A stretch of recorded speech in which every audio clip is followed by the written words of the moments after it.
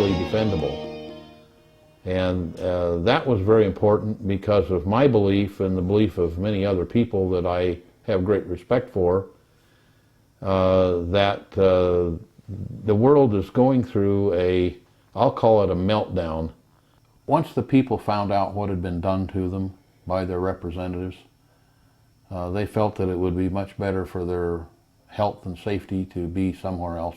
My understanding, it was the third ever closed session of Congress. We found that no matter where the politician was and what committee he was on, when top secret things were talked about, they wanted to close the session early so they could get out and put their tips out to the news. So we don't have any confidentiality in that, so it leaked out, I'm sure.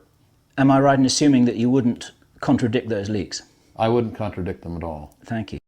This is Bill Ryan and Kerry Cassidy from Project Camelot, and this is Monday, June the 29th. And this is a Project Camelot interview with a difference, because not only have I flown the best part of 8,000 miles, at least it feels like it if it's not quite that many, from Europe to be here for the weekend, but we are also here with David Wilcock, who's also flown to Los Angeles here for the weekend to join us in a meeting that we had with Dr. Pete Peterson, who's a name that not many people will know, but maybe among the many extraordinary whistleblowers and contacts and researchers and scientists who we have had the great pleasure of talking to, maybe one of the most important. And yesterday we were talking off record for the best part of 12 hours, and our minds are still digesting an enormous amount of extraordinary information that he shared with us, some of which is off record, and as much as possible, Pete is willing to put on record here on camera because you feel, don't you, Pete, that there is profound and important reason why the sort of people who will be watching this video need to hear what it is that you have to say. I want to salute you because you're a very brave man. And one of the things we want to ask you, straight off the cuff, is why is it that you feel that you wanted to put some of your almost unbelievable and very important testimony on camera for a lot of people to listen to and watch and understand at this time? Why is it that you've come forward and you're talking to us now? Well, I think the main reason for that is that I've had a inside insight for many, many years, having been picked up in various programs to do things for the government since I was 13 years old. And being a problem solver, I wish I could say that it was hard work and so forth, but I come from a long line of inventors on both sides of my family tree, and people who graduated from school very early, and were significant in affecting things that affected humanity, a number of them in virtually every kind of field and climate. And I see that the world seems to have gone downhill. I'm aware of many programs to remove intelligence from people and return the people, at least of this nation, to a mediocre status. We've watched the school systems deteriorate.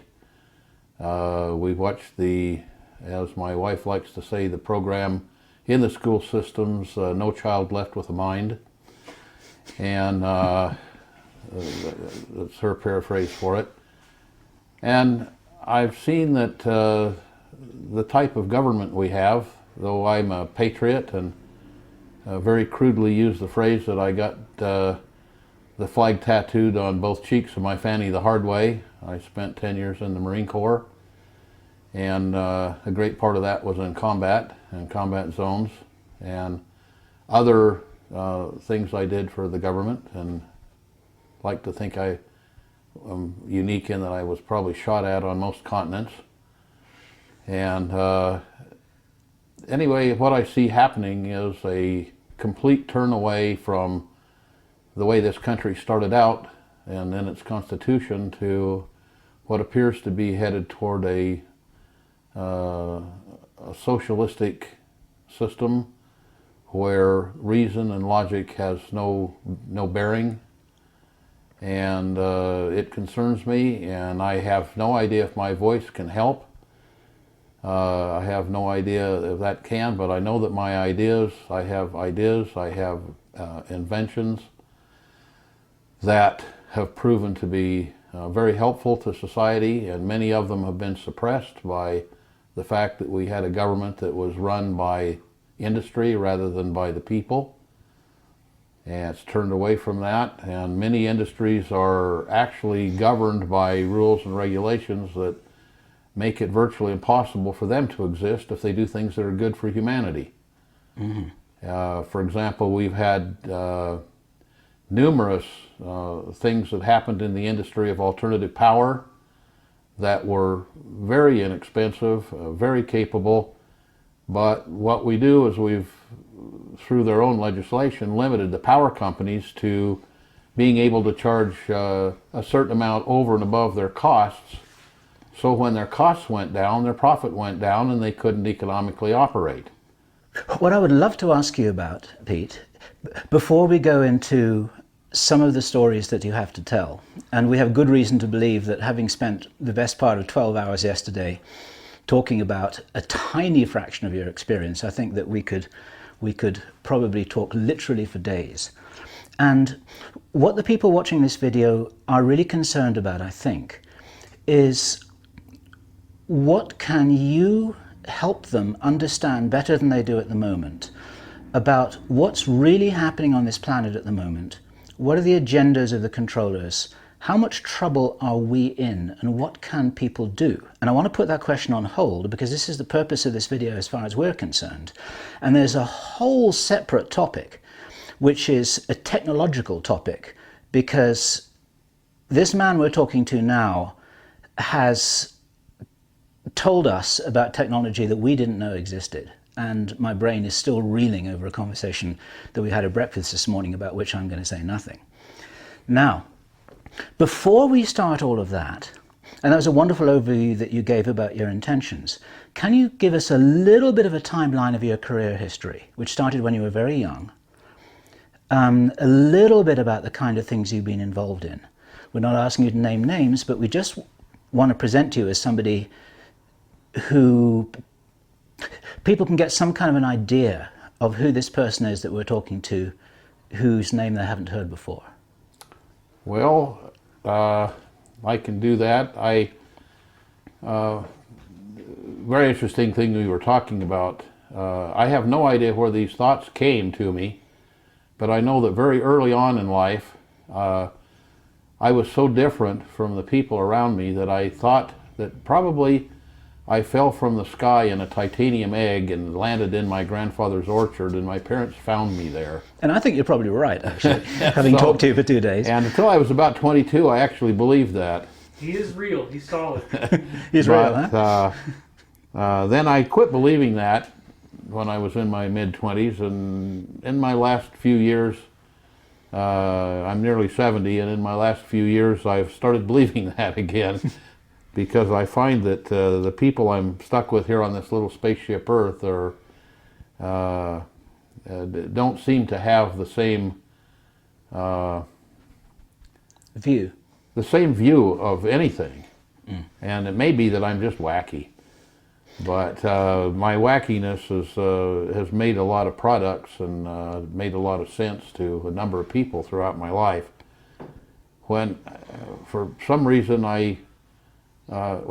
probably genetics, because I have on both of my parent sides, I have long lines of geniuses that extend back in history.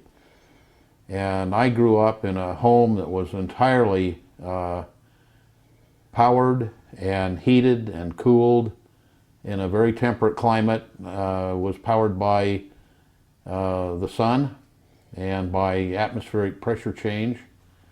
It was a home that had a gallery inside of it, much like Mexican haciendas, but was covered where we grew all of our meat products in the form of chickens and rabbits and such, and where we grew all of our food products. So you had an interesting and unusual upbringing. Had an interesting and unusual upbringing, and we drove in cars that my father made and invented, and we lived in homes that my father built out of strange materials that were very highly insulated. My dad was a pioneer in tilt-up concrete buildings, and was an engineer for the military when in my youth through Second World War. And you were handpicked and chosen for a special program when you were as young as 13. Is this Yes, right? I distinguished myself at age 10 by building a number of rockets that held altitude records, world altitude records, and by inventing a material that's used even today to power solid fuel rockets. That material got out of my hands because I'm not a businessman and wasn't a businessman, and freely gave it away, and other people capitalized on it. But I liked explosions, and so early on started building rockets. There's a wonderful story that you told us yesterday that we'd love to say again very briefly. And I'm going to be using the word briefly in my questions here with an apology, because we know that you could talk with us literally for days about the extraordinary experiences you have, the things that you know, the things that you've been told, the things that you strongly believe with good reason. But one of the stories that we want you to tell is what happened one day when you were 10 years old with a bunch of adults and you had an extraordinary experience. Well, that I'll preface that just a little bit with the fact that as I was growing up, it was in a very small town, small country town, about 3 blocks long, and not a lot of people. My parents had a home that had a formal garden, and many of the local people would borrow that for weddings and family reunions and things like that, which my parents gladly lent them the facilities. And there was a wedding that went on, and as I remember, it was kind of in maybe June or July of 1950. And at that point, I had very limited educational resources in this tiny town, but one of the books that got me very, very interested in ancient peoples and anthropology and archaeology was the book that was written about the discovery of King Tut's tomb.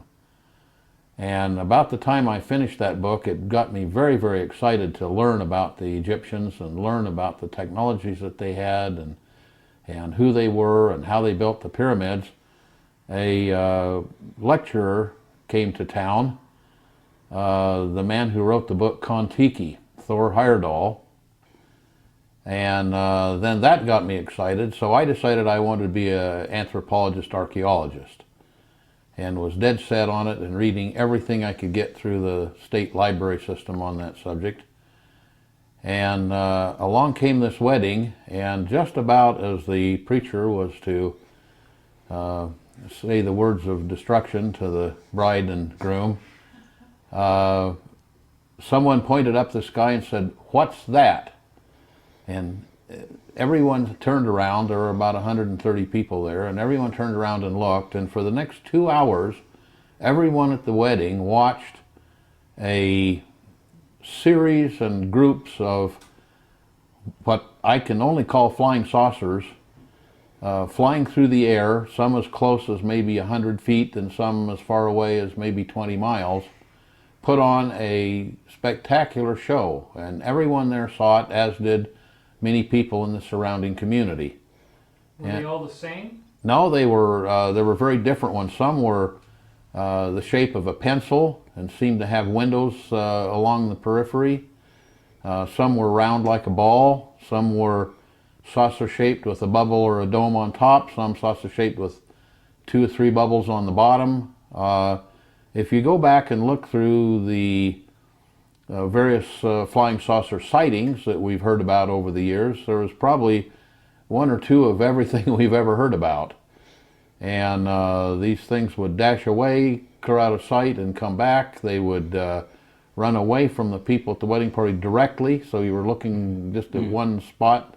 And the significance of this is that at this point you made a major life change, right? At this point I made a major life change. I decided I was much less interested in King Tut than I was in having my own flying saucer. Right. And so immediately started studying science. And so I've studied science ever since, and much of it toward the end of building my own flying saucer. And over the years I came to the conclusion that it was, to build a flying saucer, you really needed to know first how to build what I call a Doctor Who phone booth. And for those who don't know, Doctor Who is a British science fiction spoof that runs on many stations in America about 1 a.m. to 2 a.m. and there have been something like 6 or 7 different Doctor Who's over the years. It's run so long. And Doctor Who had a red British phone booth. He didn't have a red British phone booth, he had a black police phone box. It was a police phone box. Ah, okay. It wasn't a red one. All right, but he had a two-holer British phone booth, and he would go into it and it would become a time machine. It was called the TARDIS. It was called the TARDIS, and so he was a Time Lord, and he would travel back and forth in both space and time. And so as I tried to figure out how to build a flying saucer, I found out it was easier to build a TARDIS. And then I got thinking, well, who wants to just shove an aerodynamic body through air when you can just simply get somewhere and dial your destination and walk out where you are, and you don't have to push anything through the air.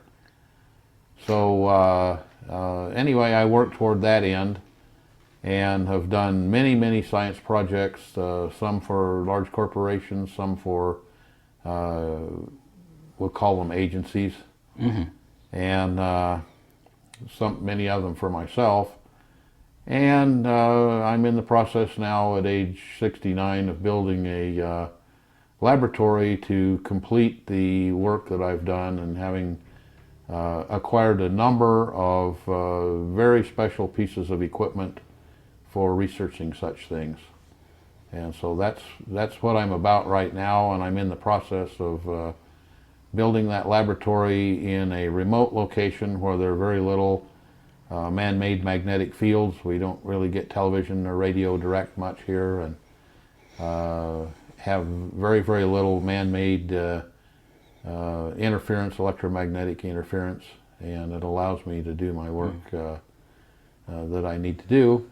And so that's the life change that happened when I was 10 years old, and so I've been on that pursuit ever since. And we would say be careful what you wish for, because now you have the understanding, as far as you have told us in our conversation so far, you have actually the understanding, if you don't have the factory, to actually be able to make these machines. And you can also confirm that the powers that be on planet Earth actually have access to this technology and use it for all kinds of reasons. Is this correct? As far as I can tell, there are a number of governments that have this technology. My feeling is, and or my knowledge is, that it's been acquired from people who came to this planet from off-planet. And it's been from the reading of a lot of ancient documents dating back as far as 6,000 years. To the Sumerians? To the Sumerians. I have a Sumerian document that's been translated that tells exactly how to build a flying saucer. And it's a direct translation. And it probably doesn't give everything, but it certainly gives the principles. And I've experimented with a number of those principles and find out that things take place that in modern physics aren't possible. And I've worked with a group of scientists that have recently discovered things in both mathematics and science that would lead me to believe that the greater part of science that we have today, and I have a PhD degree in natural philosophy, which they used to call physics, that took a lot of effort to acquire, and it leads me to believe that these ancient documents portray knowledge that we simply don't have, and that the knowledge we do have is wrong. And you've been privileged to spend time in the Vatican Library. Is this something you can talk about on record? Probably, well, I can talk about things that there's a lot of information there that is very contrary to things that we believe very deeply, both philosophically and scientifically. And that's basically been held away from the public. It's not common knowledge. A lot of translations, which I think probably came from the remnants of what didn't burn in the Great Library of Alexandria. Some very ancient documents, and I was involved at a time with machine language translation of a lot of that material, which was, in those days, was somewhat crude, but at least it gave us some ideas. And the ones that looked good were later translated by people who had done, lifetime studies of the language, and I think they're pretty fair translations. Are you able to say about anything that you learned about the Anunnaki? Or is this off record as well? The Anunnaki, who are written about in the Christian and Jewish Bible texts, I've seen skeletons of what we call giants. There have been recent giants. There are people that would travel around with traveling circuses and so forth that were very, very large through genetic problems that they had, genetic errors, and all of them had joint problems. They had organ problems. They died young. The bodies couldn't support the weight, things like that. But some of the skeletons don't show those anomalies that one would see, and they're very well formed. They're very much like our skeletons in many respects, and they were written about in the Bible, and they were written about in other ancient texts. So one has to believe. I know that there were numerous suggestions that DNA tests be run on them once we got DNA testing pretty well down. And I know those have been thwarted by various religions and various school bodies, people not wanting to say that there are things that we don't understand, or that they don't understand, or that they don't want to understand. But we human beings are from ET lineage, are we not? My belief is that, I'll give you an example. Radiocarbon dating has become very, very accurate. And we have very good records of cavemen that didn't have a language. They drew some drew pictures, some didn't. We found caves with their tools in them, with the evidences of their civilization, with their making crude tools and things. And there have been a number of spots that those were found, especially in Africa and Europe and the Middle East. And then all of a sudden, over an 80-year period, emerged a civilization that for 3,000 years had the same language and the same religion and the same writing and the same mathematics. And was very, very advanced from things that came afterwards. And, in modern history, since, let's say 300 BC, we haven't had any civilization that didn't change the language to where you couldn't read it in the 300-year period. Yeah. Now, many of the viewers of this video will be aware of the influence on ancient Sumeria, where this fully developed civilization seemed to appear from nowhere. I was just asking whether you can confirm in any way what a lot of people suspect, which is that we actually have been created or engineered by ETs who knew what they were doing and who wanted to create us for special purposes. Well, I don't have absolute proof of that. That's one reason I'm building the laboratory here. But one of the things I did notice in the late 70s and early 80s, I did a lot of medical equipment engineering, And I designed a machine that would read a field that surrounded the human body and could give you a readout on the condition of the organs, organ by organ in the body.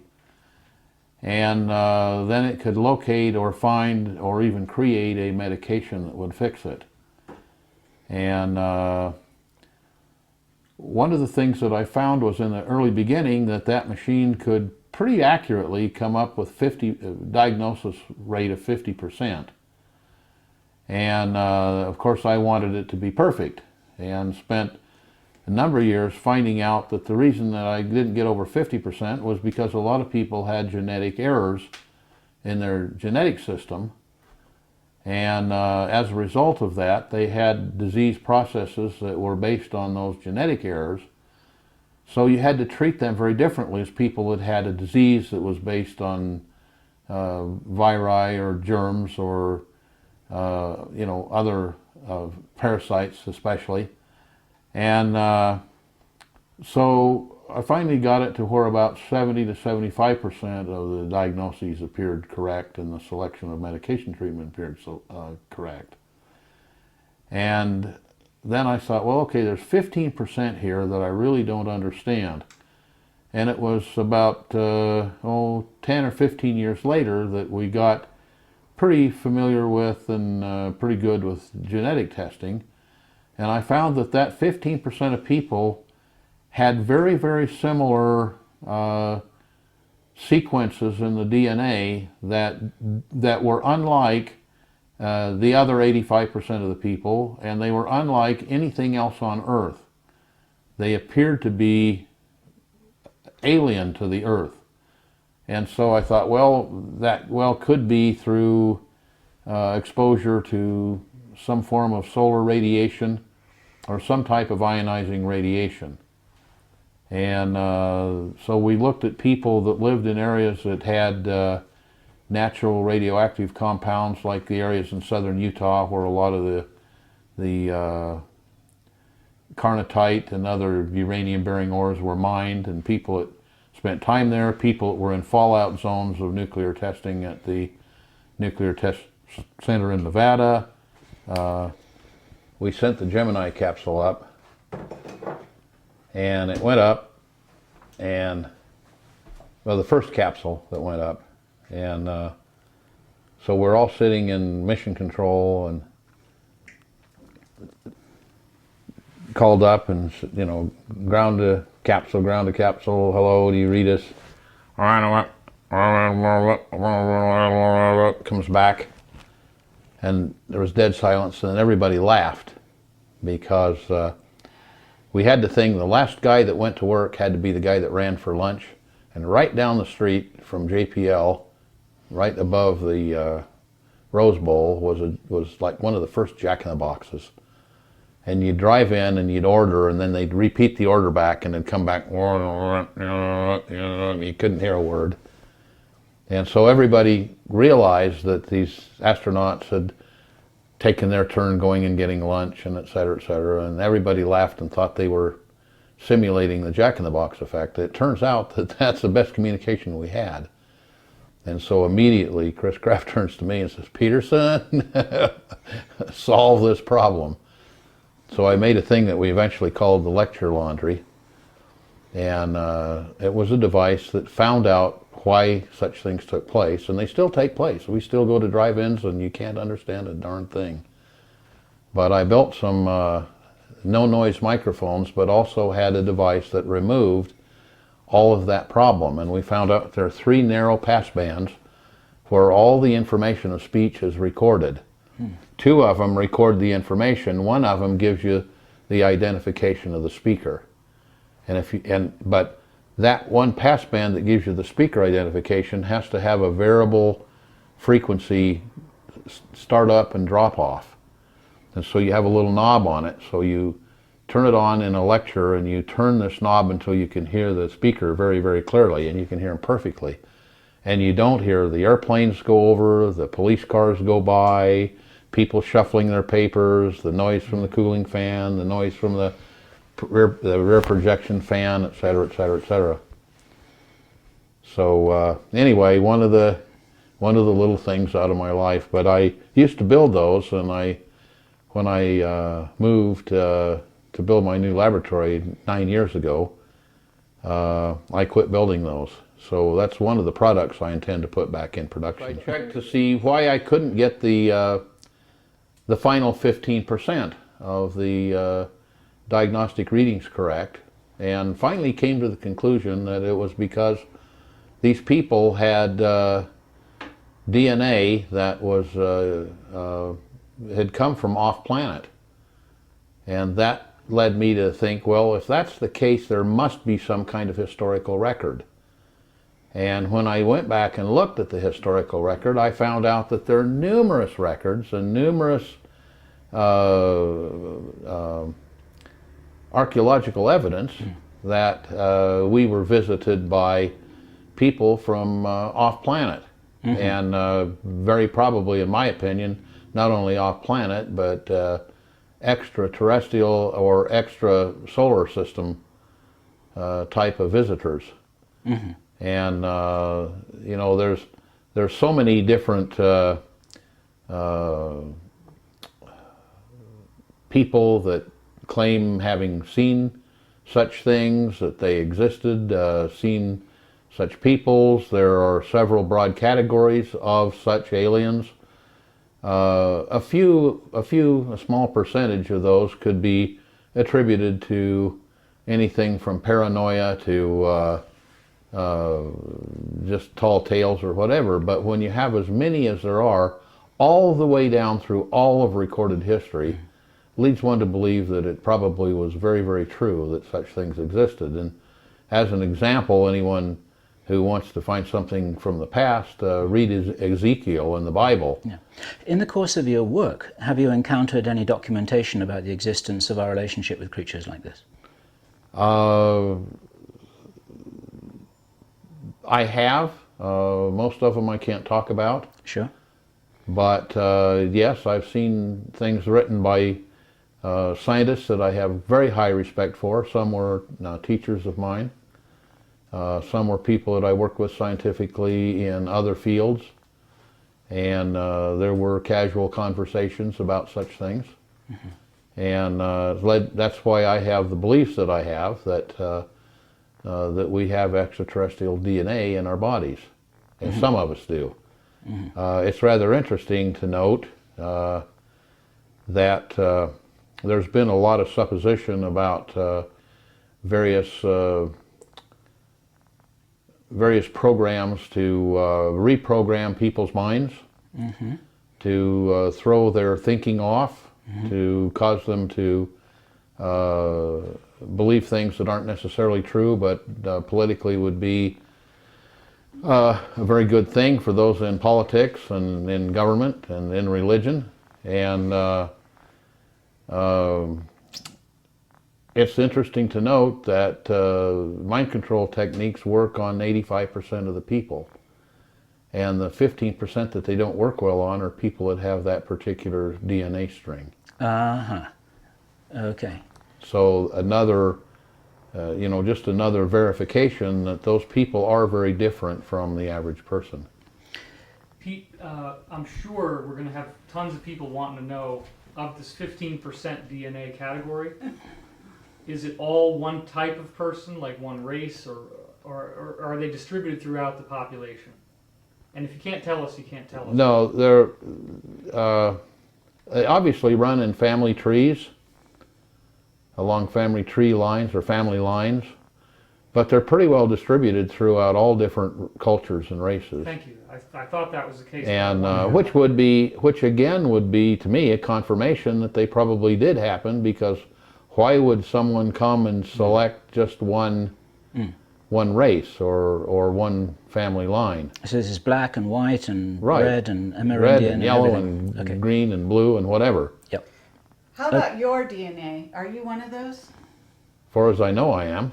We probably all are in this room. And we probably all are in this room. As a matter of fact, I've found that as the last 10 or 12 years have progressed, I've noticed that many people, when I talk to about things that I know that are a fact in both science, mathematics, and in history, as well as in my belief system, I talk to certain people, and the 85% that I don't seem to have a medical problem with, i.e. the ones that have quote-unquote normal human DNA. I don't seem to understand what you're talking about. When I talk to them, it used to be that they would call me crazy, or it used to be that they'd be more really interested and want to learn about it.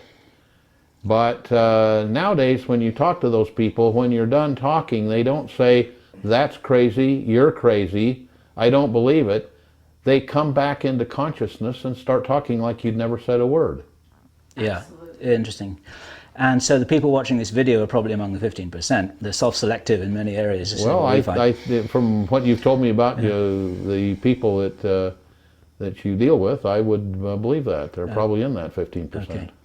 Now, there's so many places we can go from this conversation, but there's something important which I want to grab here and now, and that is, you made an allusion a few minutes ago to when you moved here 9 years ago to be in a very quiet, secluded place with your laboratory, which you're building to do your work.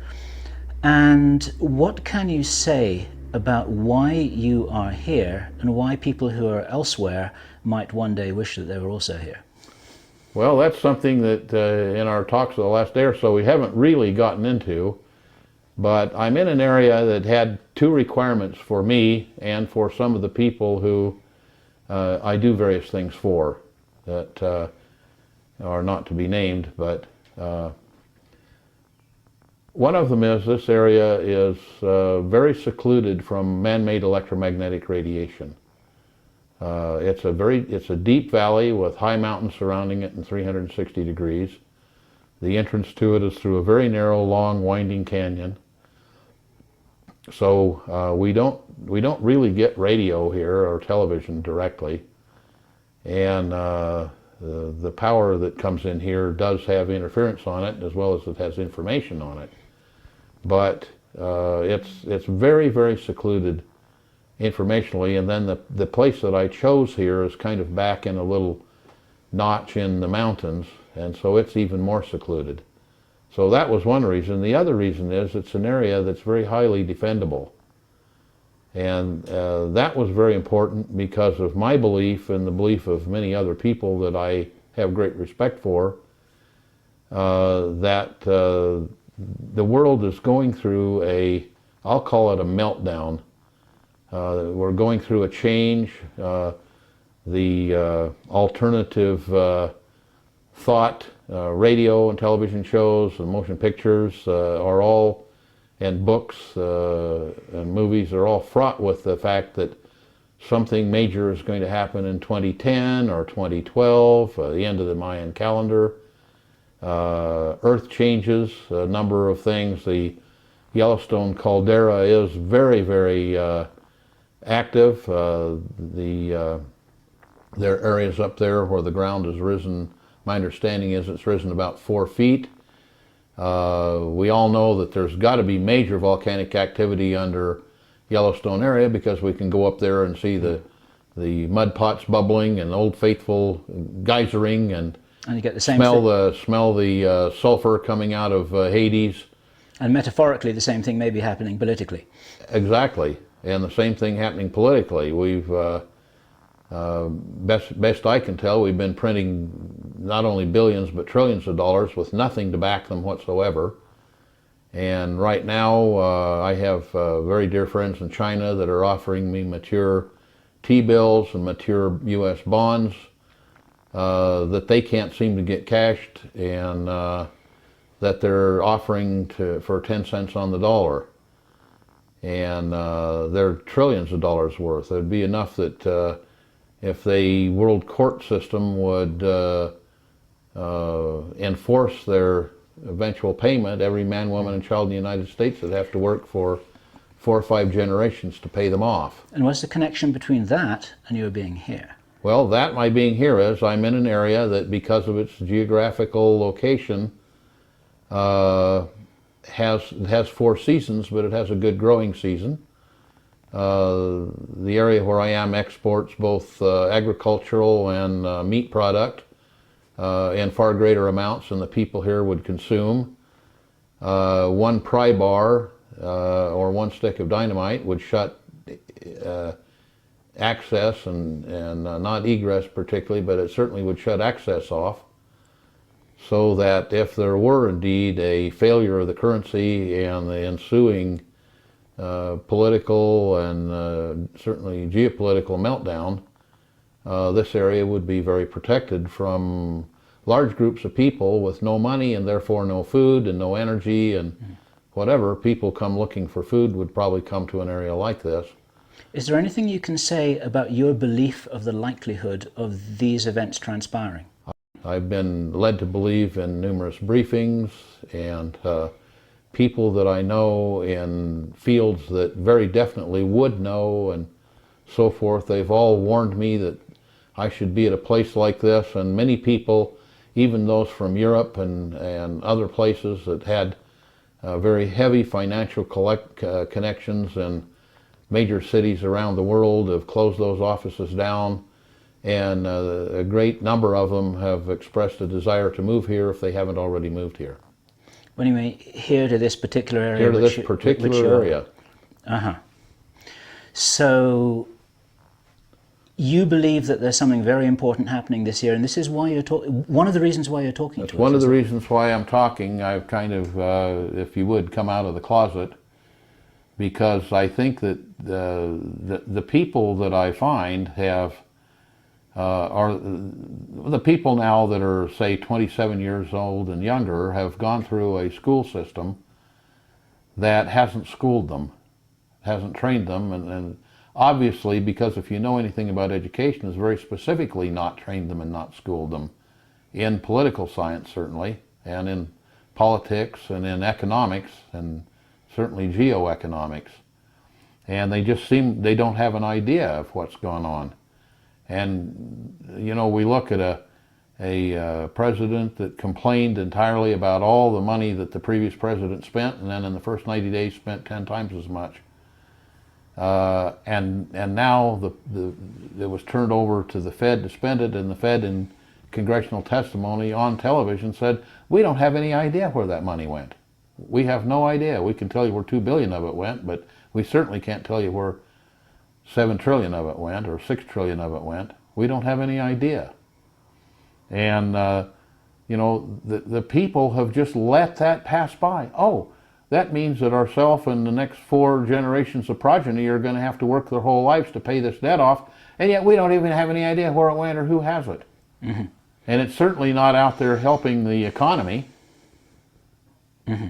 Now, if this occurs, would this be a worldwide problem? Well, it is a worldwide problem. Okay. I mean, like the collapse of the look back at James Burke's programs on connections. And the thing of it is this is my opinion, but the unions had to do something to get the union members to pay their dues, and the only thing they really could do was increase their salaries, so the unions have increased their salaries to a point where the workers had to move offshore, because we don't have people that are willing to work and be blue-collar workers anymore. They want to work and get white-collar wages.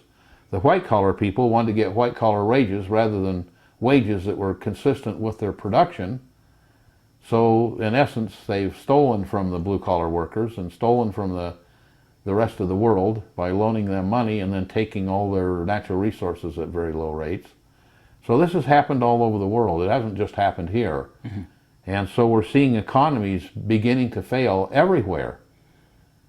Mm-hmm. And we've been dealing with a system now for 70 years or better of fiat money, money that's backed with nothing. Mm-hmm. And it's like was said about the Irish when they moved into New York and into Boston. Everybody made money by taking in the neighbor's wash. Mm-hmm. Sure. In your personal opinion, and if you can qualify that personal opinion, it would be useful. What do you think may happen if there's some tipping point of social instability or financial instability that occurs before the end of this year? Well, what can people expect? Let's take a look at the Depression of in the late 20s. people had ethics. They had morality. Ethics and morality were removed from the school systems 25 years ago, and for specific reasons. It had nothing to do with reasons of ethics or morality. It had to do with political reasons. So they were taken from the school systems. So in the 20s, when we had a depression, people would go out to farmland and knock on the farmer's door and say, "Ma'am, I got 3 little kids that need to eat, and I'll shovel manure, I'll dig potatoes, I'll hoe the weeds out of the garden, I'll do whatever I need to do to get something to feed my kids." Now what people have been taught is that they're owed a living, they're owed to live like television says that people should live, and they don't have an ethic, they don't have a morality. And so what happens is if we have a financial collapse, it won't be like the 20s. It's going to be like today, and you're going to have anarchy and absolute chaos. And the government knows that. They've recently asked the service members if they would fire on civilians if they were asked to, which is entirely against the Constitution. We had a Second Amendment, and the founders of our country, in writing after the Constitution about where the Second Amendment came from, didn't say that we should have the right to keep and bear arms so that we could go get a deer and feed the family.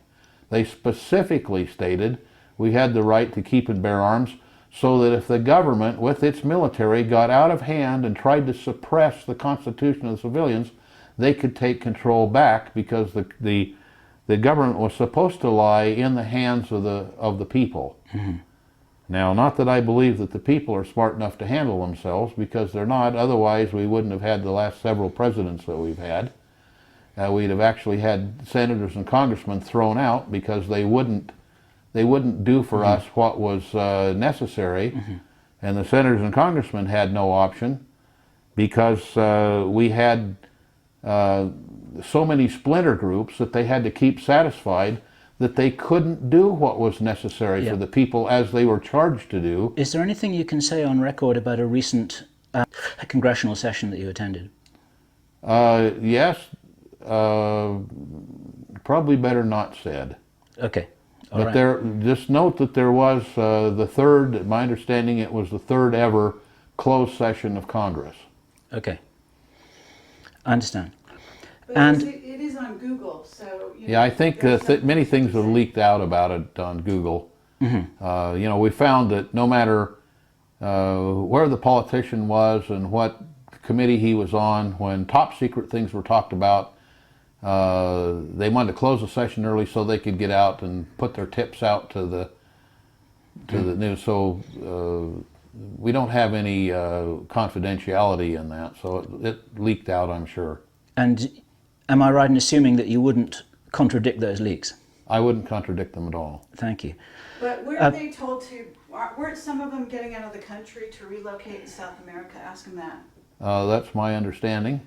Because George Green has given us testimony to that effect. Yeah.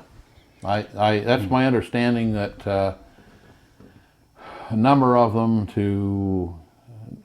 felt that once the people found out what had been done to them by their representatives, they felt that it would be much better for their health and safety to be somewhere else. Mm-hmm. And that kind of says it all. Do you know anything or suspect anything about, once the financial system fails, if it does so, what would it be replaced by? Well, up until a few days ago, I would say it would have been replaced by a world currency. Remember, the last 4 presidents have all been members of the Council of Foreign Relations, and have openly stated that they're moving toward a one world government, and believe we should have a one world government. If we had a one world government, we'd probably have a one world currency. And it might even be they were smart enough to have a currency that was backed by something real, like gold or silver or various metals. I've always wanted to see a commodity-backed currency. Mm.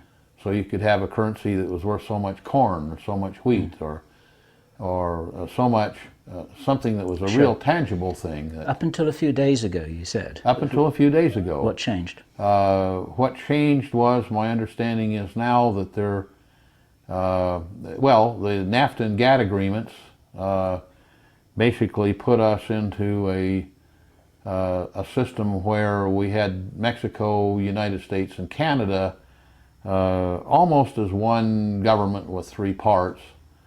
And there was going to be, it's been highly rumored that there was a printed currency available, pictures available on the internet, et cetera, because there's nothing that's a secret anymore. That would have currency, different colors and different sizes for different denominations, and was to be called something like the Amero for North America. Mm-hmm. It's been rumored that that currency is being destroyed now and replaced by another U.S. currency that is being printed, and that would make a lot of sense because there's so much, well, the money that's being printed is funny money because it's backed on nothing, but also there's been so much counterfeiting, especially out of Iran. Mm-hmm. And so you can look at some of our politics with Iran having to do with nuclear proliferation, and so much of it having to do with the fact that they have good printing presses and good duplicators of paper and ink. Mm-hmm. And there's been a tremendous amount of currency that we know has moved here from Iran that is counterfeit. Okay. And it's rampant. Yeah. Many people watching this video will be aware of what David Icke has been talking about. And we spoke to him at length earlier on this year, and one of the drums that he's been beating is about what he feels is the danger of the population being chipped as a means of control, which is going to be linked with their ability to operate financially at all. Can you comment on that at all? There are a number of things to lead one to believe that they are going to be shipping people around. Mm-hmm. There are a number of places that there's no explanation for, but very large concentration camps have sprung up. One of them very near where I live here, that's very large sized. And on the other hand, I was involved back in the 70s with a very large food and feed company to build chips that could be used on prize cattle and breeding cattle, for example, and show cattle, to geolocate them or to identify them. And that technology has now been reduced down to things that can be injected through a hypodermic needle and in the body and identify people. And the currency that I'd heard about that was to be a one world currency was based on being chipped, and the credits, if you would go onto and off of that chip by a method similar to Bluetooth that's used today. And this is technology which you yourself have helped develop, is that what I heard you say? Well, it's technology that had developed some of the early things, mm-hmm. and it's technology which, in its smaller implementation, I'm using right now in a product that I'm in the process of building for geolocation and anti-theft, because there's so many people being kidnapped and sacrificed for their organs, or being kidnapped and held for ransom, not the least of which is around Mogadishu area and in the Mediterranean, but also even in Mexico. A tremendous number of people being kidnapped for ransom there, both their own people and visitors. There's a problem tracking containers. Problem tracking sea land containers as well. Why is it important to track these containers? Well, there are around 10,000 containers a day coming into the country that are never physically inspected. And we know that weapons of mass destruction, though this is not totally announced, but we know weapons of mass destruction are coming in those containers. We know terrorists are coming in those containers because we see the evidence of it afterward. And thank God the government has picked up a lot of these things later. But the containers, and a lot of them are shipping contraband. A lot of them are shipping we saw the dog food come in that was laced with melamine because it wasn't inspected. Now, we just did a tape change here, and just before that little interlude, David was very keen to ask Pete about his view about how can we transform these danger signs into something that is a healthy warning to us, and what sorts of proactive, positive thinking, responsible actions can we take without just blindfolding ourselves and ignoring whatever real risks there might be there. Now, this is my bridge because I want David to ask his own question. This is one of the reasons why he's here with us. We have a huge respect for David, his intellect, his perspective, his experience. And David, this is all yours. You want to talk to Pete about this very important thing here. Sure. What I wanted to say was just that I have a perspective which includes documenting my dreams every day for the last 17 years, following their guidance, getting accurate information from that guidance. Yesterday morning, while we were talking about all these things, I had a dream in which there was a volcanic eruption. It looked terrifying. There were rocks flying into the air, and everybody around me thought we were all going to die. We ran under these trees.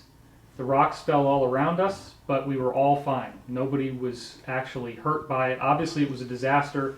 Obviously, it caused property damage, but the people were okay.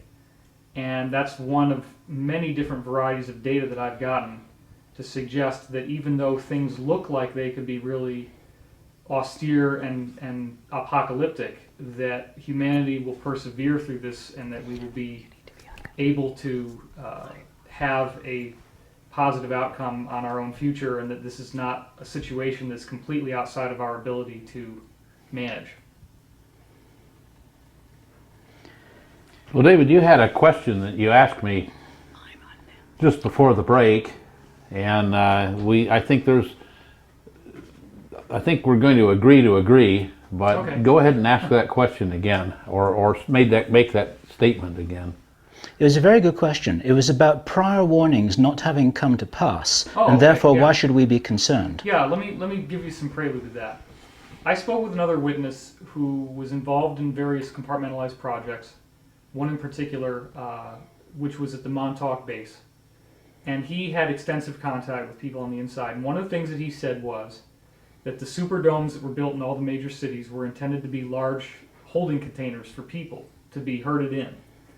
And he said that there was a plan that the Rodney King riots would foment enough social upheaval that they would be able to actually round up black people who were rioting in the cities and put them inside these domes and basically keep them in there until they passed away. And that was a plan that was made, and it obviously did not happen. And so we've heard from many Project Camelot witnesses similar plans, timelines in which the powers that be, whoever they are, say apocalyptic things are going to happen. The dates come, strange things happen, yes, but it doesn't lead to an apocalypse scenario. So in private conversation with us, you had mentioned that there were other dates that came and went where they had said something like this might happen. They told you, some friends of yours inside told you something like that, and then it didn't actually turn into a social breakdown. Yes, Okay.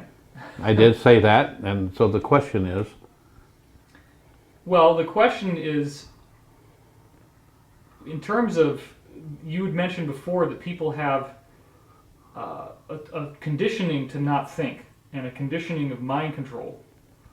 And you said that there is a degradation in the moral fabric of our society. So I think what we really need to know on a personal level is what can we do to help ourselves not be indoctrinated by this passive programming that's coming out to us. And you mentioned aversions of mind control and things like that. I think that's an important key to not getting stuck in this trap. I moved here because I was told by various people that I should geolocate and be in an area that would be safe when we eventually got a financial and therefore political collapse. And so there are certain things that I've done to make sure that myself and my family and my friends are safe from that. The question that David just asked is a little bit different, having to do with the fact that numerous ones of us have heard a bit apocalyptic things in the future, ranging from the fact that supposedly in the year 2011 or 2012, we have the end of the Mayan calendar and we have an apocalypse coming. People who are apocalyptic Christians say about the same thing, that the end times are here or coming.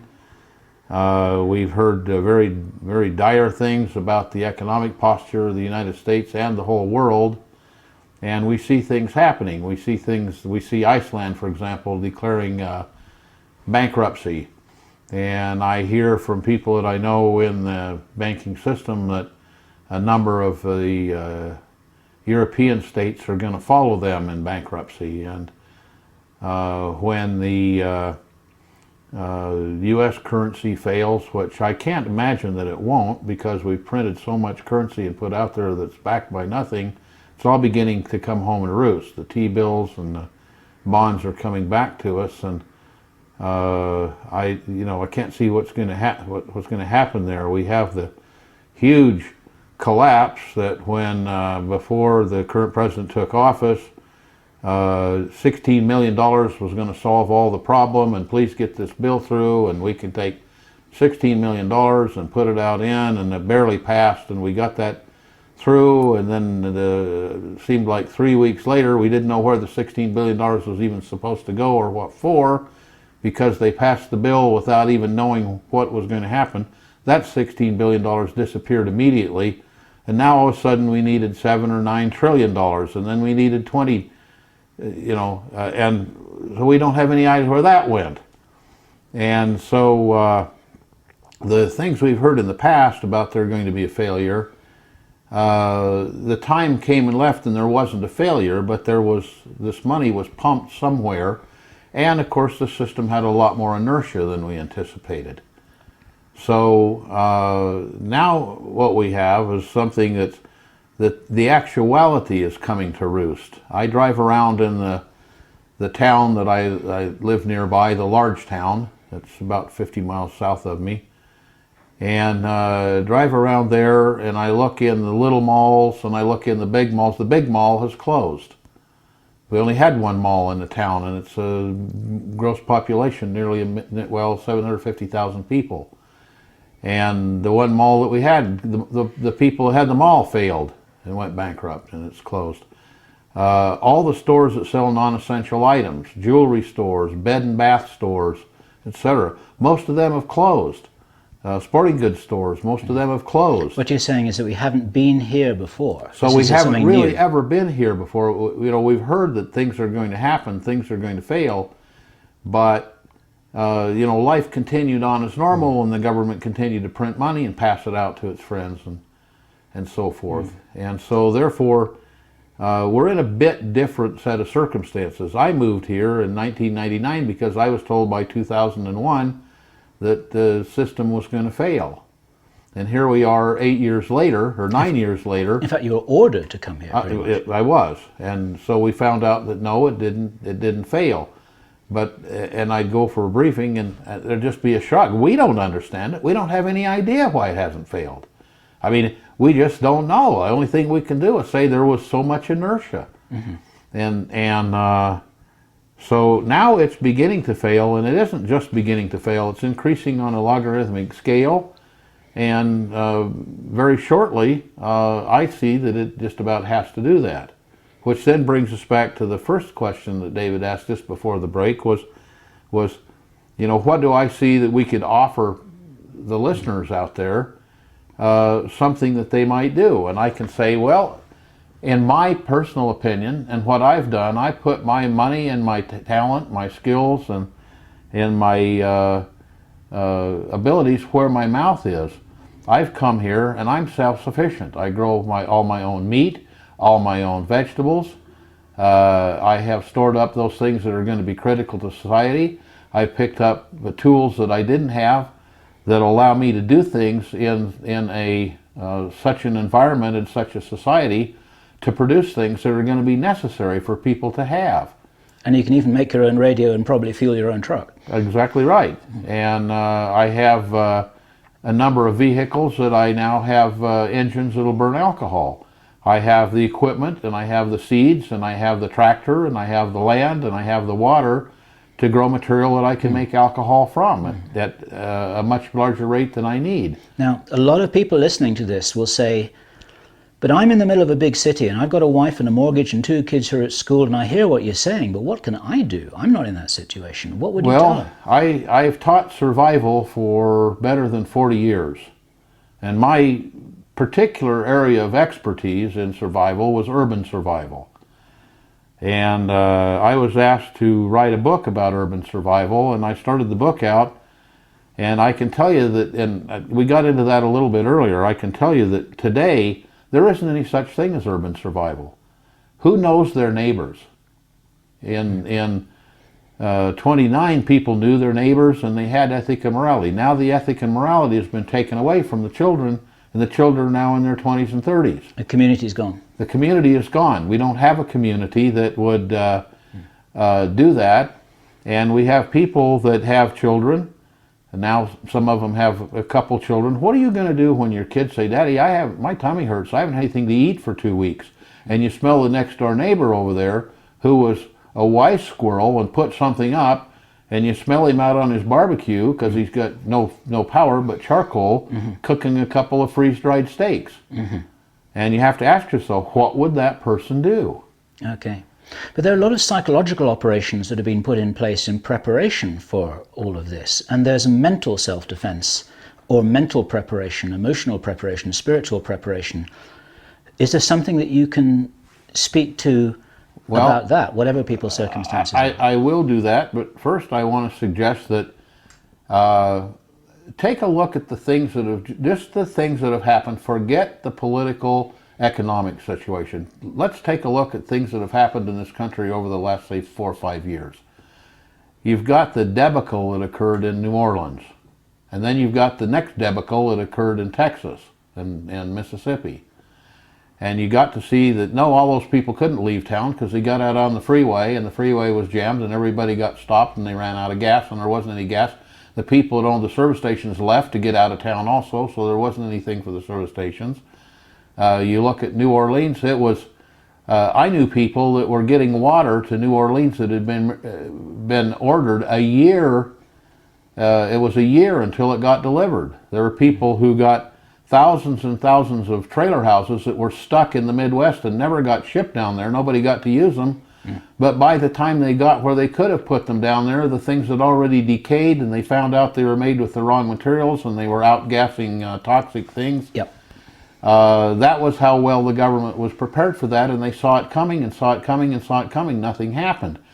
Then you look at the people that live along the Mississippi River and its feeding tributaries, and they've had floods virtually every year, and every year they have floods, and they go back and rebuild their houses with lots of insurance money, and then they have floods the next year.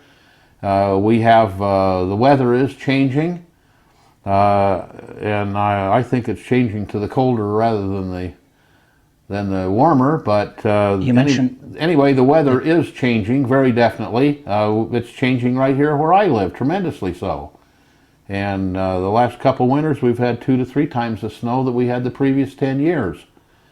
And then we've had water from it, the major water problems. We had droughts for a number of years, and I live near a huge reservoir that holds enough land to irrigate the whole southern state a year or two, and it's been absolutely dry in the bottom, hardly a trickle, and now it's clear full and spilling over. So in summary, you're saying that as a scientist, as an intelligent man, as somebody who's well connected on the inside with other scientists and other intelligent men, you think that there's a real problem?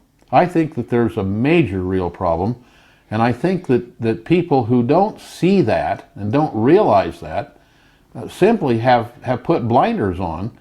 And I think that what they should do is think, maybe there's something to this, but at least we see that in major areas of the country, there have been problems where people needed to have a little supply of food left because they couldn't get to a store.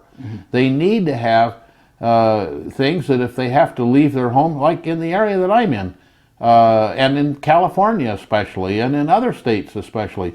There have been major fires that have gone on. People have been moved out of their homes, and when they left their home, they came back and they're crying on television, oh, everything's gone, everything's gone. And yet some of those people went to survival lectures that I gave, and they had copies of their driver's license, copies of their marriage license, copies of their insurance papers, copies of all the things they needed to have copies of. They had extras of all the children's pictures and extras of the journals and so forth put away in another location. And these are things that people can do to assure continuity even though there may be something come. California, we hear predictions about earthquakes all the time, and we see earthquakes all the time. And some are small and some are larger, but we hear the people that actually are predicting those things predicting very large earthquakes. They don't know it's going to be next year or the year after, but they know it's going to come. They know it's going to be large. They know people are going to lose things. Why don't these people have what's called a bug-out bag in their car where they can take off and leave the area? The government says, oh, you only need to have 3 days storage. But we look at where the governments come in time after time after time over the last 4 or 5 years and found out the government didn't have anything for them. Mm-hmm. They had to fend for themselves. And it was months sometimes before they had effort come in. It's very interesting to understand. When I teach a survival class, one of the things I do is right at the beginning of the class I put a velvet bag over people's head. And then I tell them I'm going to place a $10 gold piece somewhere in the room and have you all look for it. And whoever finds it gets to keep it. And so I do that, and then I say, okay, go look for it. And immediately someone says, oh, here it is. I have it. I found it. And everybody takes their bag and says, well, that's no fair. He didn't have a hood on. And I say, okay, so let's say that there's a big earthquake or a big emergency. And if you don't have a way of communicating, because the cell phones are going to be down, the radio stations are going to be down, if you don't have a way of communicating outside of those, it's like having a bag over your head. You're not going to know what roads are blocked. You're not going to know what roads have police that are not allowing people to go through. You're not going to have gasoline in your car. If you had a shortwave radio or an amateur radio, which are very inexpensive, you could listen to the radio amateurs who are going to be immediately there because that's what they're set up for, that's what they're trained to do. And if you had an amateur radio license, which anybody can get these days, it's like you had eyes. You can see where to go, where there's problems, where there are not problems, where there are riots, where there are not riots, and carry on and go there. If you had a bug-out bag in your car, you'd have gas and fuel and medical supplies and things to keep you warm, things to keep you cool, all packed up, ready to go, just a small bag. Okay. So there are a number of things that one could do to become aware. But there's a lot that has been done to dumb down the population. And how can this be reversed? How can that be aided? I want to make sure that David gets a chance to answer his own questions. What I'm trying to do is to support you in that, and I want to give you airtime here. There is a compartment of reality that we can talk about in which people are on this planet and there are forces that appear to be almost outside their control to do anything about other than, as you said, preparations for the sake of survival. Then we also have another context, which is that you are apparently directly aware of extraterrestrials who are not strictly negative. In fact, you mentioned to us before that a lot of them are positive. And we know they're out there, we know they're visiting us.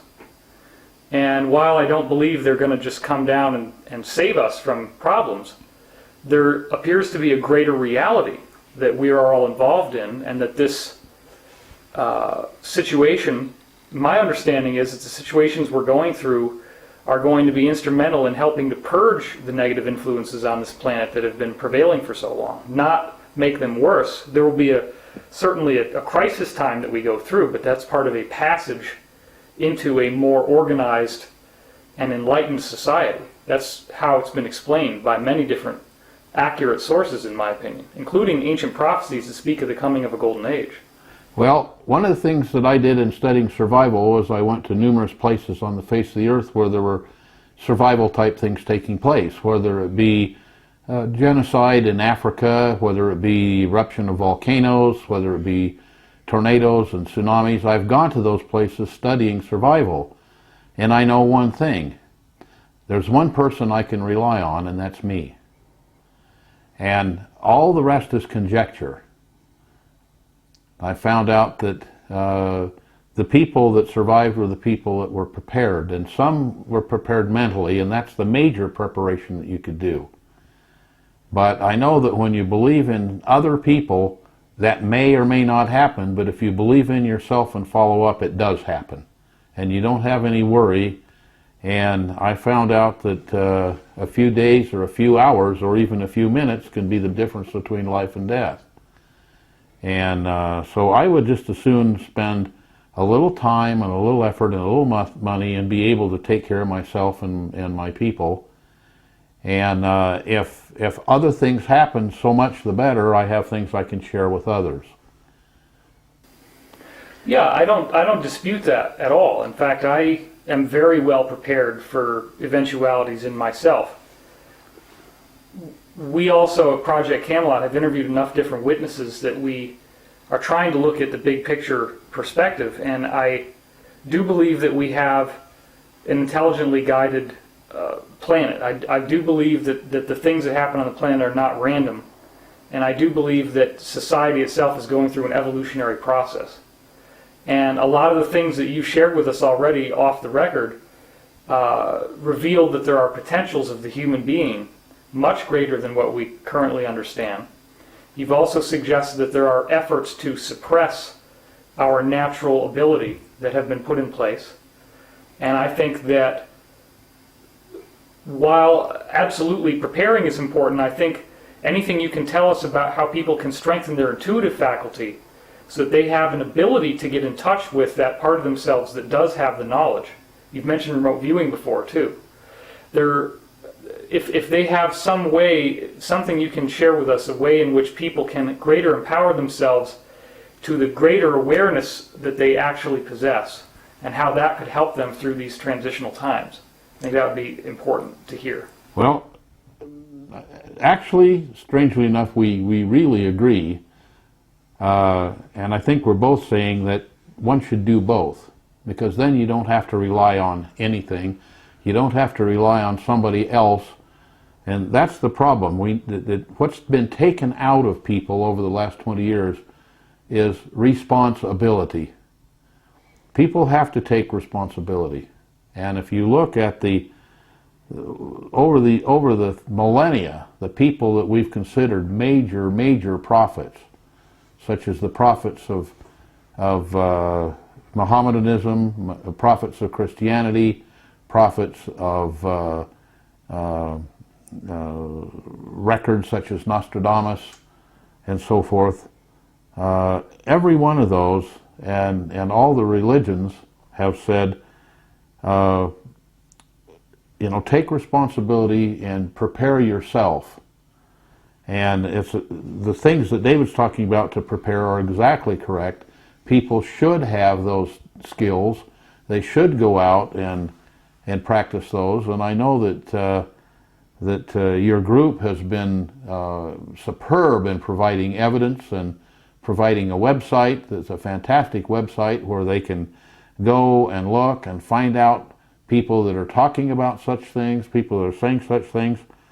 I'm basically a warrior because that's kind of my path. And I've noticed that there isn't anybody out there in this world that's taking care of me except me. Mm-hmm. And that's not necessarily true because the knowledge, the intellect, the experience, the vast experience that I have has been handed to me on a silver platter. It's like I stuck my hand in the air to volunteer and got a hiccup in my rotator cuff and my hand just stayed up and I ended up volunteering for everything. And everybody thought I was volunteering, and so I got stuck into a number of different things. But None of it, as I look back on it, was by accident. And I know that there are a number of people that were students of mine that were in New Orleans, that were in the Gulf area of Texas, that were in the river areas in Ohio and Nebraska and so forth, and Tennessee. And I know that all of them, when the time came, just simply threw a bag in the back of their car and headed out, and they were fine, and all their family records were preserved, and all their family jewels and things, everybody knew where they were. They were all in one place, threw them in the car, off they went. The car was full of gas with a little trailer with a couple gas cans and a tent, and they were fine. And I'm just suggesting that that is a very wise thing to do in the day like today. Whether the prophets of doom are correct or whether they're not correct, let's say you put aside 5 months worth of food. Well, go take a look at the prices in the store and the prices 5 months ago and tell me you wouldn't like to buy 5 months ago's food, or today's food at 5 months ago's prices. You know, it's better than any investment you could have made. It's better than any stock I know of. It's even better than gold. And if a disaster comes, it's going to be worth far more than gold, because it'll save your life, where gold will just get you robbed, or silver. And that's, I tell people, if you're going to save gold, for crying out loud, save some silver, because if we have a collapse, when it comes, you know, get yourself a wheelbarrow, and if you come to my place and want a loaf of bread and you've got an ounce of gold that's worth, at that time, $2,000, I'll swap it for a loaf of bread. And if you got a quarter that by that time is worth $3, a non-numismatic silver quarter, I'll swap it for a loaf of bread. Take your pick. Right. So there are things that people can do to do that, and there are things that they can do. There are a number of remote viewing courses, and many of them are very good. I'd suggest you do remote viewing. But I said, besides remote viewing, I know one thing that's certain. I can take my little ham radio, and I can pick it up, and I can call on the ham radio repeater, and I say, what's the traffic like on Route 17 going out through Palmdale? And somebody's going to say, oh, all the cars are stopped and they're not letting people through. Or they're going to say, oh, the traffic's flowing just fine, and I know that's the direction to get out of town. Sure. A lot of people would want us to ask this question. It's almost a matter of duty, and that is, how much does Obama know about all of this, in your opinion? That's a strange question. I can't imagine anyone accepting the job of president with the current situation. I can't imagine that. So in that respect, I have to say he can't be very intelligent. On the other hand, he's an intelligent man. He certainly is an intelligent speaker. And of course, he was a debate king, if you would. And I know that when he got his first briefing, because I had friends that were present, said that he was so shocked that he had to sit down when he found out what really was happening. This was before he took the office. Now I think that he's found himself in a river that's flooded and headed south, and he's got a little boat with no oars. And very steep canyon walls. And steep canyon walls, and he's just paddling with his hands as fast as he can paddle, and trying to do the very best job that he can. He's has a few really good people around him, and I don't think that I really don't believe he has a hint how to stop what's happening. I don't think he has a hint how to stop the flood, because it's behind him, and it's coming on, and he's being driven by it, and there's not much he can do. Now, speaking about having good people with him, just using that turn of phrase, would you confirm that there are good people who we have euphemistically called the white hats in the government and the intelligence and in the military, who themselves are patriots as you are, and who are trying to do their best from the inside to avert these things? Absolutely. There are many people that left the military. Most of the good people left during Clinton and Bush because they couldn't pledge allegiance to the president because of the things that were being done.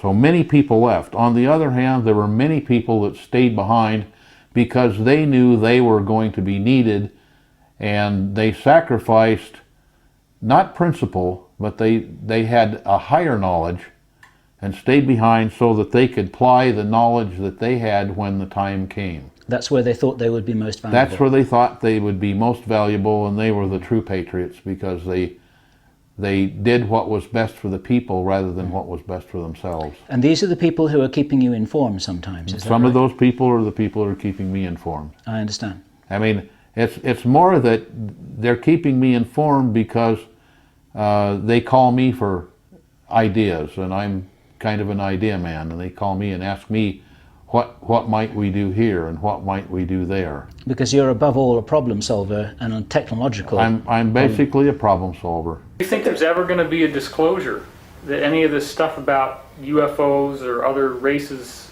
not born on Earth would ever get out to the public? Well, I think it's interesting.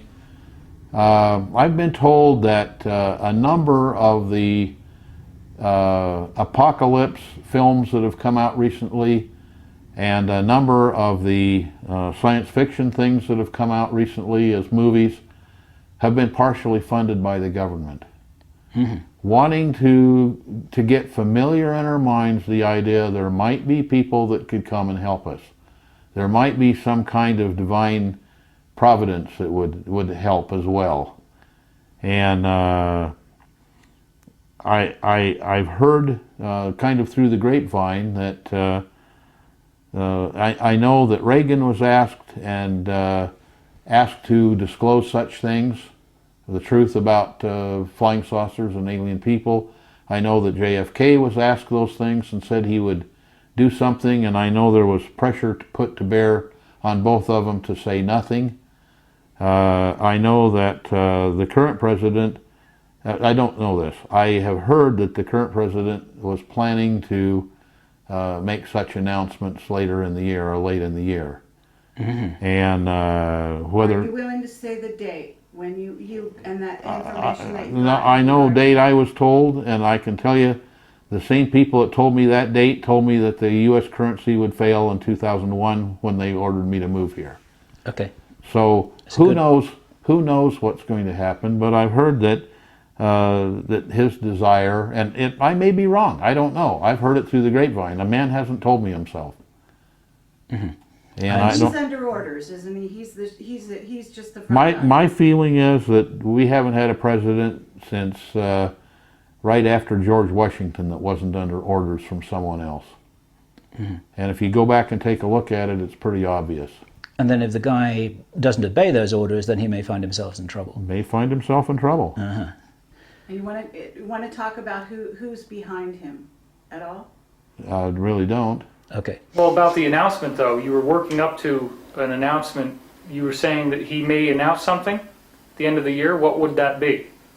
What does your grapevine tell you? My grapevine tells me that he was going to announce that that there are indeed such things as flying saucers, and there is indeed technology transfer, and there is indeed beings behind it that didn't come from this planet. And how many different kinds? You know, we're getting into speculation here that, Understand. you know, whether the person that told me would know, I have no idea. Whether the president would know, I have no idea. Whether we even know, I have no idea. Sure. But a number of them, more than say 3 or 4. Good. And then if you go, well, again, if you go back and look at the number of people who seem to have seen such people, you know, you get kind of a, well, there's a reptilian type, and there's a long face type, and a round face type, and a tall type, and a short type, and but you get, it isn't just like one person said this and one person says that. It's 50 people in the U.S. and 20 people in Germany and 300 people in Brazil and 80 people in Africa say this. Yep. And then for the next bunch, there's maybe 40 or 50 in Russia and 25 or 30 in Germany.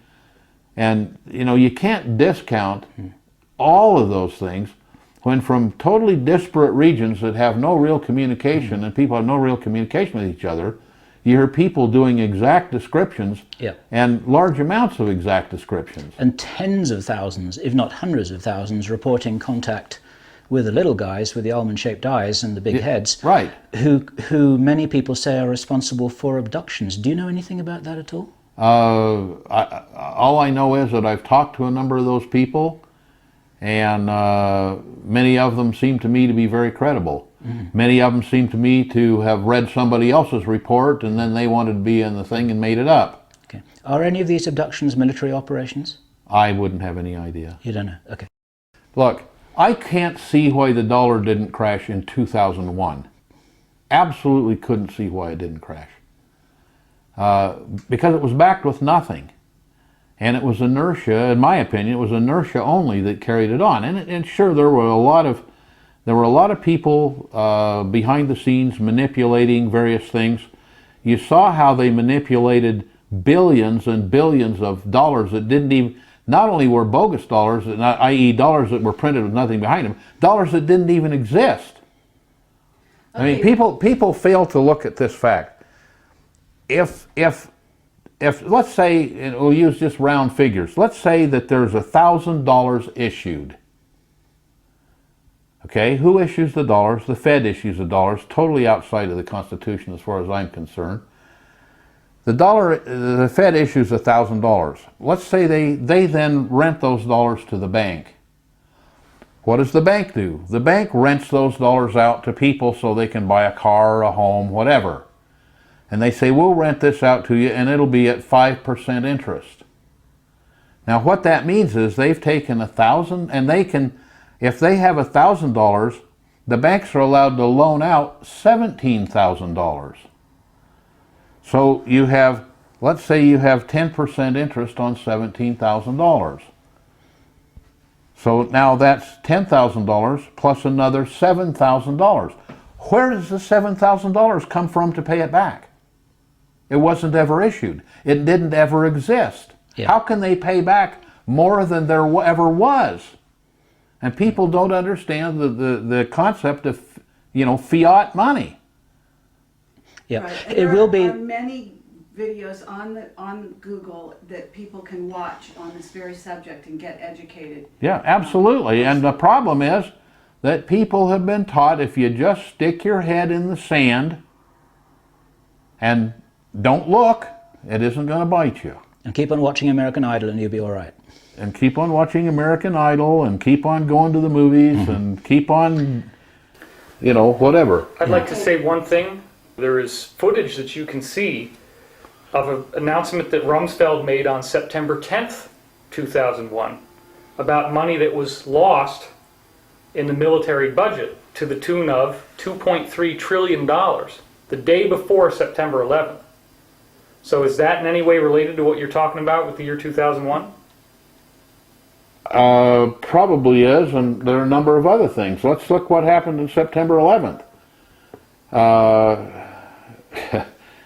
A building that wasn't even involved crashed to the ground, and in the basement of it was stored a massive amount of gold. It was never found. Okay, never found. And why would that building fall down? Not even ashes fell on it. It was out of the wind pattern. Right. Where did that money go, and why did that building fall down?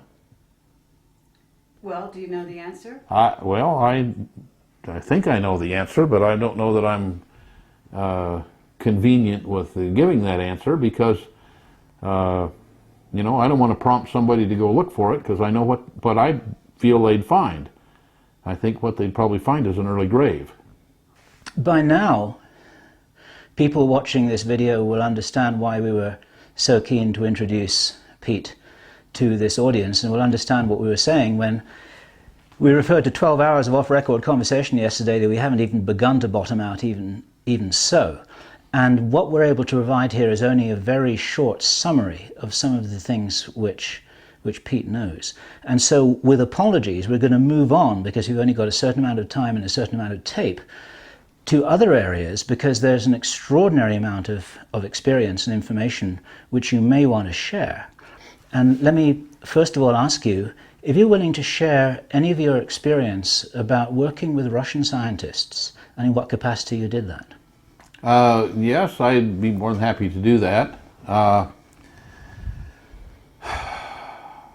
some of it at least. After the fall of the wall, I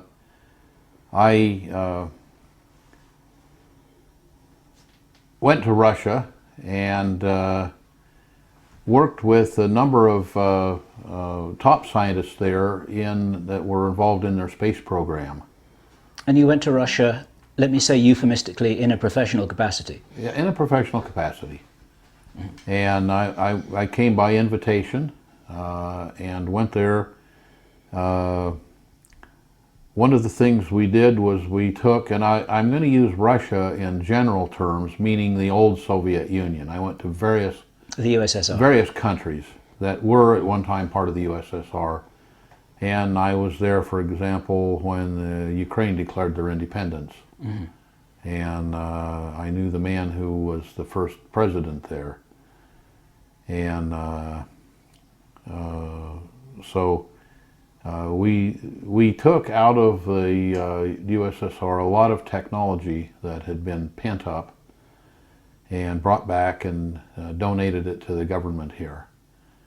And I got to see brilliant technology that some we knew about, some we had, and some we didn't have. Specifically in material science and in things that could be used to generate alternative energy, new ways of building motors, new types of materials for building motors and spacecraft, motors and spacecraft.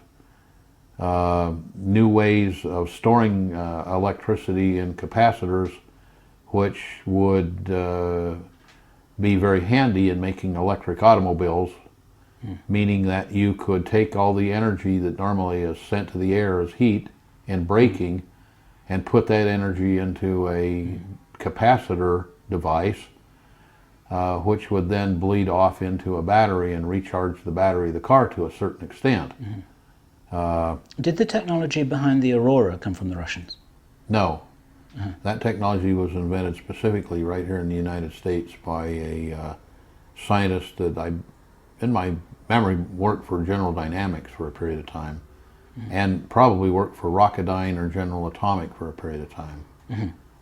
Remember, General Atomic was highly disturbed when Lyndon Johnson refused to give them any more government contracts unless they'd move from San Diego to Texas. But the Aurora's been mothballed anyway, because that's old technology anyhow, is it? I would assume that. Okay. But it was a technology where you spray gas out through a surface and then explode the gas, mix it with oxygen and explode it, and it was like push shooting a pumpkin seed. The pressure external would push against it and push it forward at very high rates of speed. Okay. And very efficient. Okay. So that was our 60-second soundbite about the Aurora, which is worth an interview in itself. But go back to what you feel that we learned from the Russians, because we had some fascinating conversations about this. Well, we learned an awful lot about material science. There was a man by the name of I.M. Franchevich that was a believer in quantum physics, and so he wouldn't hire anybody. This was in the late 50s or mid 50s. He wouldn't hire anybody for his institute that didn't absolutely believe in quantum physics. So a lot of the work they did was based on quantum physics, and we hadn't quite decided whether that was real or not. And whether it was real or not, they came up with a lot of things that were very interesting.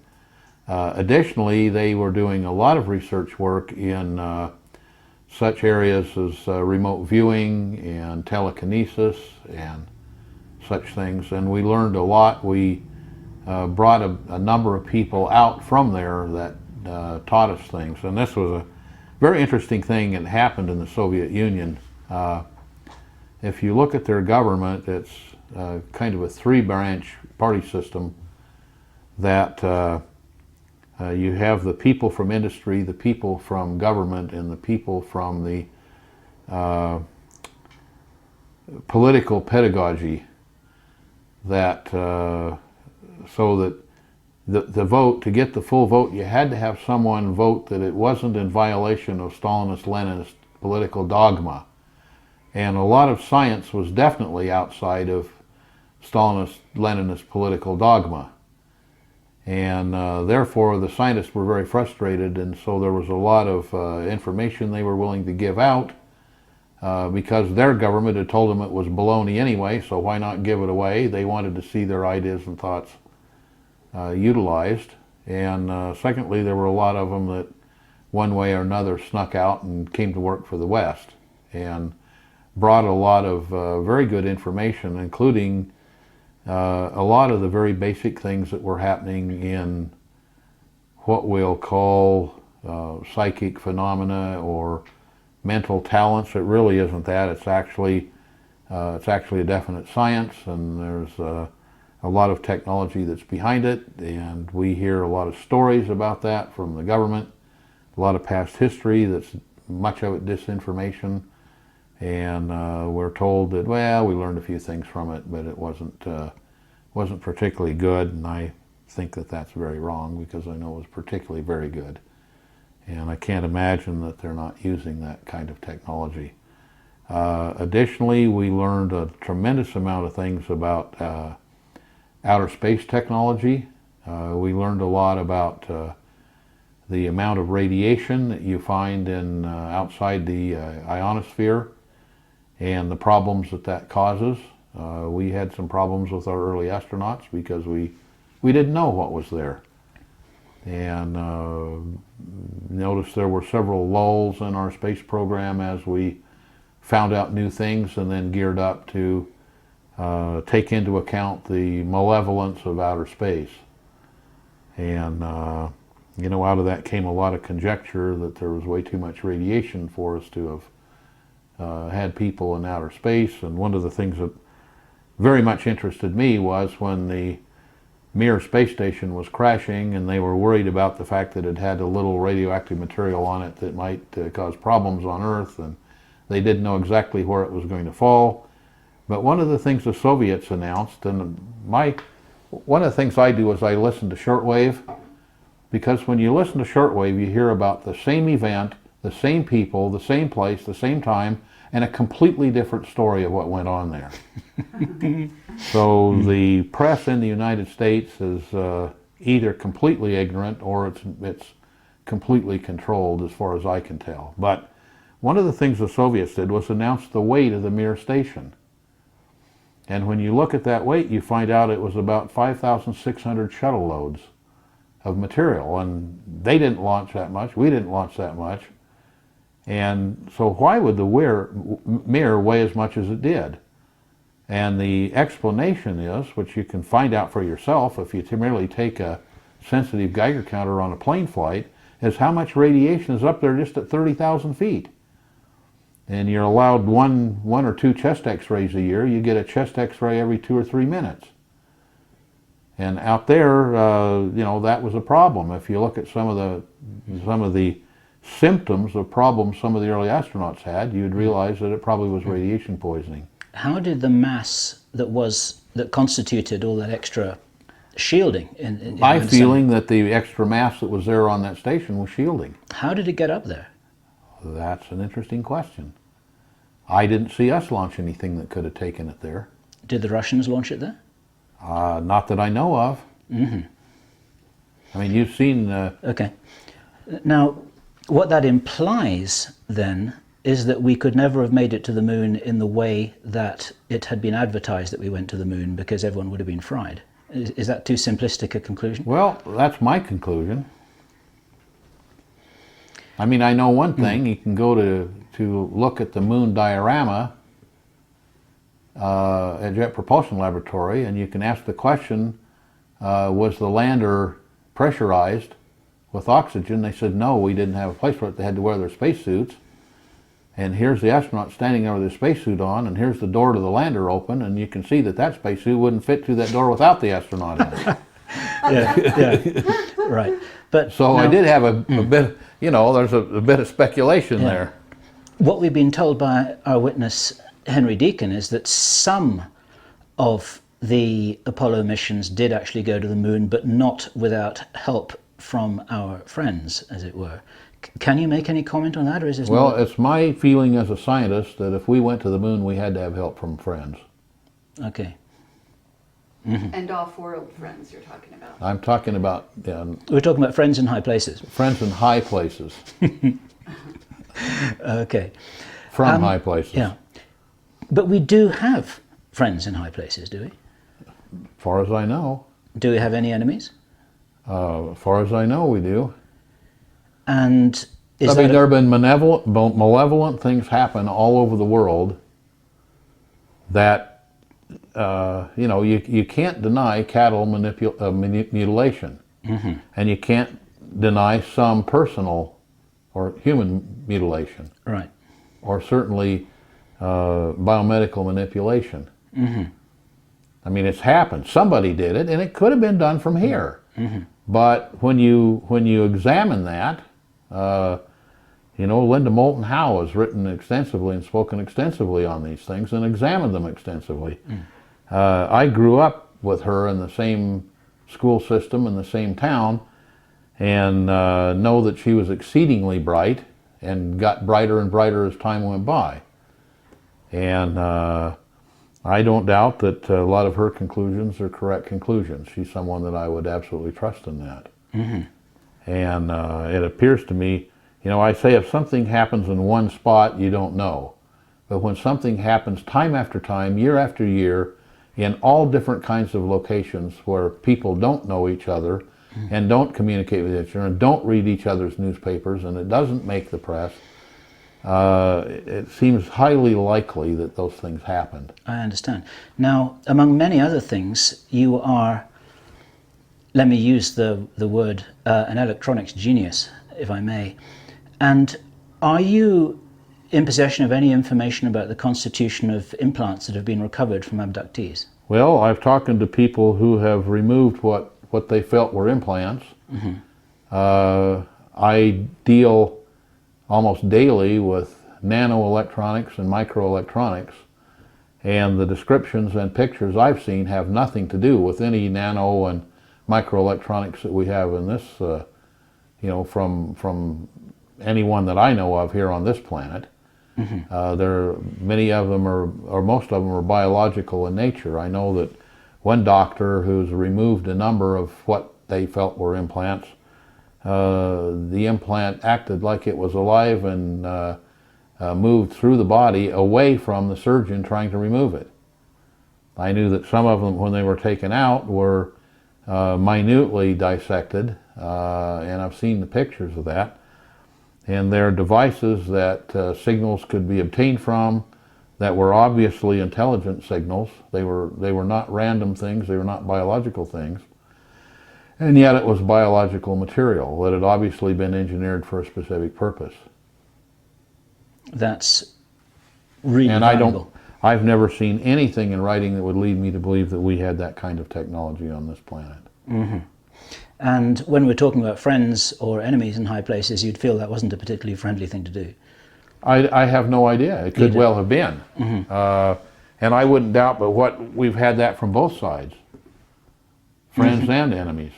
Okay. I think there are people here, there are people that I felt had crucial knowledge to the perpetration of the planet the way we'd like it to be. And I've seen them saved from disease miraculously, but they had some incident that they seemed to have a memory of that we would call maybe an abduction or maybe a kidnapping and manipulation. So they're being helped and supported. They're being helped and supported, it appears, from somewhere. Yep. Our experience would support that, all the testimony we received from a lot of people. It's just interesting to hear your view. This is something we didn't even talk about yesterday. Well, I try to look at everything from a scientific viewpoint, from a really unbiased observational point of view. And being as I got involved in quantum physics early, which is something that deals a lot with probability, I try to figure the probabilities of things, make observations and feel the probability. Well, what would this mean? From a probability standpoint, what's the probability that it just happened spontaneously, and the probabilities are approaching zero? What's the probability that we had something that would do this? Probabilities are zero or very low. What's the probability that it might have come from some outside intelligent source? The probabilities are up in the 99% region. and then after you see one after another of these, you begin to think, maybe I'm on the right track here. Yeah, when does it become a reasonable certainty? Yeah, right. We've just mentioned the testimony from our witness and colleague Henry Deacon, and now you talked about your experience working with quantum physics. You told us about, sorry, let me start this again. Henry told us about his research work in what some people call signal non-locality, or action or communication at a distance. One of the holy grails of physics is to build a working device such that there can be instantaneous communication that can traverse light years in no time. Is this something which you're able to talk about at all? Do you have any opinions, experience? Well, I've done a number of experiments, and I definitely have opinions, and I can say that Maxwell was right. One of the things I found out was... This is James Clerk Maxwell. James Clerk Maxwell, who wrote the first exposition of electromagnetic theory. And from a little bit of his work, the way I like to describe his work, it's like you took a white sheet of paper and he took the end of a paintbrush and dipped it in paint and made splotches all over this white sheet of paper. He said, here's something I saw, here's something I believe, here's something I've experimented on, and so forth. So now you have a white sheet of paper with a lot of splotches, which I liken to a window that you could peek through just a few holes in the window, and each time you peek through you see something different. There's a lot of the area that was still white that he hadn't done any experiment in, but there were a lot of various areas where he actually did something and had experiments that were repeatable and were eventually describable, if not explainable. So then he took one large bunch of these and he wrote electromagnetic theory around that. And so that electromagnetic theory allowed us to build motors and generators, electric generators, radio transmitters, television transmitters, radio and television receivers, computers, internet, etc., over a period of time. And so that was passed on down through a line of scientists, engineers, physicists, and so forth, and became those motors and television and so forth. But what happened to all the other splotches? Many of them were never continued. The knowledge was never continued. It was never written about, etc., etc. So early on, I went and replicated most of the papers, most of the notebooks, most of the letters that went back and forth, and I started looking at some of these other things.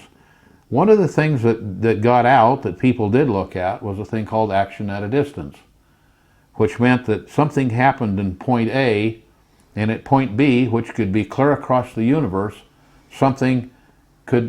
information could be sent from point A to point B faster than the speed of light, and it didn't travel, it literally went through some sub-universe or parallel universe from A to B instantaneously and with no energy required. Just now in Canada and in Belgium and in France and in some areas in the United States, there's a tremendous amount of research being done in that. And so it's something it's been known at MIT, for example, for many years. But MIT knows if they talk about it, they got to back up and say all the physics we're teaching isn't exactly correct. So that really hasn't happened, but they want to know that if Harvard says something, that they can say we've known about it for years. And there was a gentleman that I had met several occasions that ran a kind of an anomalous research institute that found that these things that kind of violated the pet laws of physics they continued to take a look at them, but they knew that if that actually worked and was something that could be repeated, that they better revise their thinking. And for one reason or another, mostly ego, political, or economic, a lot of that stuff wasn't brought out.